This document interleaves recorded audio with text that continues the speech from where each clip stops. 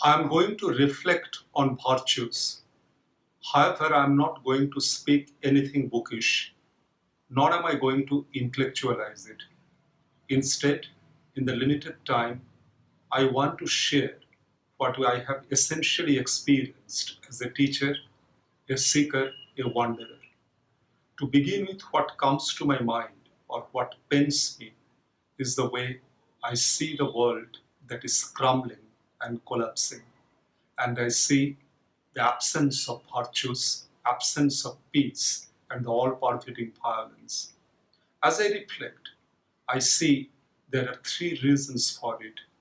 To begin with, we see a gospel of unlimited techno-economic growth and progress, causing massive environmental disaster, nurturing reckless instrumental reasoning, and leading to what a lot of social scientists regard as a risk society filled with the possibility of war, environmental disaster, and other associated problems.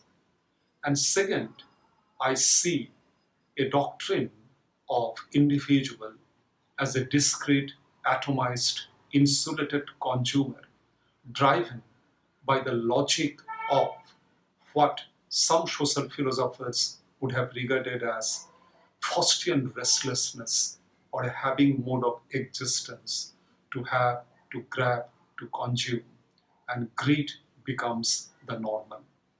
This causes another kind of psychic and cultural violence. And the third that I see and witness all over the world in our times, despite devastating world wars, Vietnam, Gulf War, despite all that, I see the growing militarization of the mind and the militarization of the consciousness, and as a result, rising militant nationalism, the culture of narcissism, and all pervading technologies of surveillance, creating an ugly, toxic world filled with violence. In other words, this is the world without virtues, without noble ideals, without peace, a world that seems to have lost its tenderness and softness, a violent world that we live in. We breathe violence and smell violence. Now, when we reflect on virtues, as a teacher, I feel there are three simple truths of existence that I experience and that I realize, and I often seek to communicate it with young minds. First, I believe, as opposed to instrumentality, I prioritize empathy. Empathy as the elasticity of consciousness, empathy as the ability to expand one's horizon, to celebrate fusion of origins, and to understand someone, to make an attempt to listen to others. Empathy needs mindful listening. Empathy means respecting other, acknowledging the presence of the other, and with empathy begins a dialogue, begins a conversation. It is not what is otherwise popular these days, instrumentality and the objectification or the annihilation of the other. Instead, with empathy begins the art of relatedness. I often feel that it ought to be an important component of our learning, our ways of seeing the world. Second, I believe, is the reflexivity as another virtue. And by reflexivity, I mean it is not just mastering the world, conquering the world out there. It essentially means that creative ability, sensitivity to build a rhythmic bridge between the self and the world. As I come to know the world, I look at myself. I work on the self.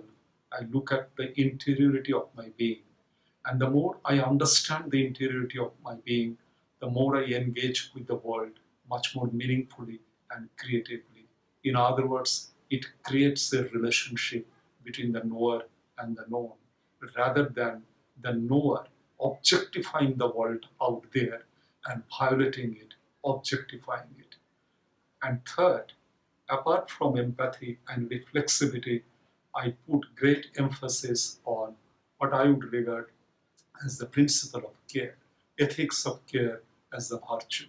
And when I say ethics of care, can I know the world? Can I know someone?